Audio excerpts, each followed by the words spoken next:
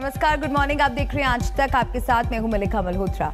भारत में महाराष्ट्र और दिल्ली से ओमिक्रॉन पर चौंकाने और डराने वाली रिपोर्ट है। देश की राजधानी दिल्ली में एक साथ 4 ओमिक्रॉन के मामले आए हैं और इस तरह से दिल्ली में ओमिक्रॉन के केस बढ़कर 6 हो गए हैं, जबकि देश में ओमिक्रॉन के सबसे ज्यादा 28 केस महाराष्ट्र में है।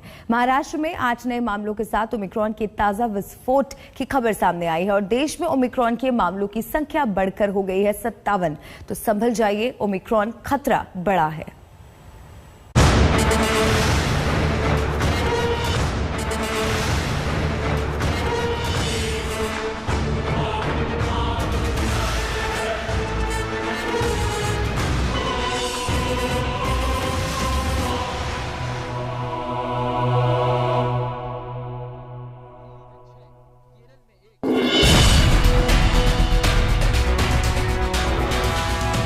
कोरोना वायरस का नया वेरिएंट ओमिक्रॉन को लेकर महाराष्ट्र पहले से ही हाई अलर्ट पर था।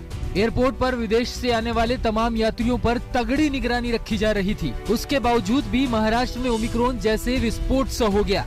जी हाँ, महाराष्ट्र में एक साथ ओमिक्रॉन के 8 नए केस सामने आए और इस तरह से महाराष्ट्र में ओमिक्रॉन के मरीजों की संख्या बढ़कर 28 हो गई है। सबसे बड़ी बात यह है कि ओमिक्रॉन के इन 8 मामलों में से 7 मुंबई में है और बड़ी बात यह भी है कि इन 8 लोगों में से 7 लोगों को वैक्सीन लगी हुई है, जबकि एक का टीकाकरण नहीं हुआ है। अब आपको दिखाते हैं कि भारत में कोरोना का नया वेरिएंट ओमिक्रॉन कितनी तेजी से फैल रहा है। महाराष्ट्र में ओमिक्रॉन के अब तक 28 केस आ चुके हैं। राजस्थान में 13, गुजरात में 4, कर्नाटका में 3, दिल्ली में 6, केरल में 1, आंध्र प्रदेश में 1, चंडीगढ़ में 1 और इस तरह भारत में अब तक ओमिक्रॉन से कुल 57 केस हो चुके हैं। सिर्फ मुंबई ही नहीं बल्कि दिल्ली में भी कोरोना के एक साथ 4 नए केस आए और इस तरह से दिल्ली में ओमिक्रॉन से संक्रमित मरीजों की संख्या एकदम से बढ़कर 6 हो गई है। ऐसे में सबको संभल कर चलने की चुनौती है। दिल्ली में विदेश से एयरपोर्ट आए कुल 74 लोगों को अब तक LNJB में भर्ती कराया जा चुका है। इनमें से 36 को डिस्चार्ज किया जा चुका है। अभी अस्पताल में 38 मरीज हैं, जिनमें से 35 कोरोना पॉजिटिव हैं। LNJB में अब तक कुल 6 मरीजों की रिपोर्ट ओमिक्रॉन पॉजिटिव आई है। इनमें से 1 मरीज ठीक हो चुका है, उसे डिस्चार्ज कर दिया गया है, जबकि 5 ओमिक्रॉन पॉजिटिव मरीज अभी भर्ती हैं। 4 और कंफर्म हुए कल जो हुए थे, उसमें से अब 1 ठीक होकर घर जा चुके हैं। और सर इनकी स्थिति क्या है? मतलब ठीक है, सारे स्टेबल हैं, कोई ऐसा कोई दिक्कत नहीं है। जितने भी इस अस्पताल में लोग हैं सारे स्टेबल हैं।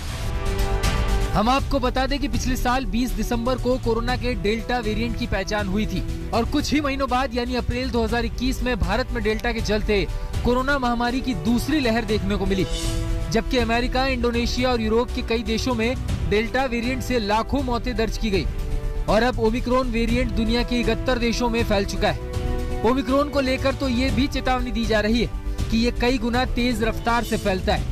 शुरुआती आकलन ये भी है कि ये इम्यूनिटी वाले लोगों को कम गंभीर बीमारी देता है, लेकिन खतरा डेल्टा जितना ही है। ऐसे में सरकार भी जानती है कि ओमिक्रॉन घातक रूप ना ले, इसके लिए इंतजाम भी किए जा रहे हैं। ओमिक्रॉन से निपटने के लिए दिल्ली में दुनिया के सबसे बड़े कोविड केयर सेंटर SPCCC में ITBP ने कमर कस ली है। Sardar Patel Covid care centre में 650 से ज्यादा बेड्स तैयार किए गए।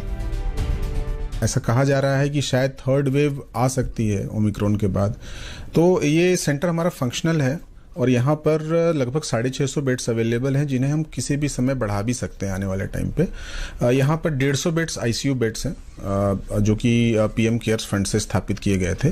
साथ ही साथ 500 और बेड्स हैं जो ऑक्सीजन बेड्स हैं। तो हमारे डॉक्टर्स, पैरामेडिकल और बाकी जो हमारी एडमिनिस्ट्रेशन की वहाँ पे टीम है दिल्ली प्रशासन के साथ, वो लगातार यहाँ स्थिति पर निगरानी रखे हुए हैं और बहुत शॉर्ट नोटिस में हम इसको शुरू कर सकते हैं। अभी भी हम पेशेंट्स लेने की स्थिति में हैं। देश के कई राज्यों में अब ओमिक्रॉन से निपटने के लिए 3T फॉर्मूले पर काम शुरू हो गया है। ये 3T फॉर्मूला है ट्रैकिंग, ट्रेसिंग और टेस्टिंग। जीनोम सीक्वेंसिंग के लिए 3 लैब है। सरकार नागपुर और औरंगाबाद में भी लैब शुरू करने पर विचार कर रही है। आज तक ब्यूरो।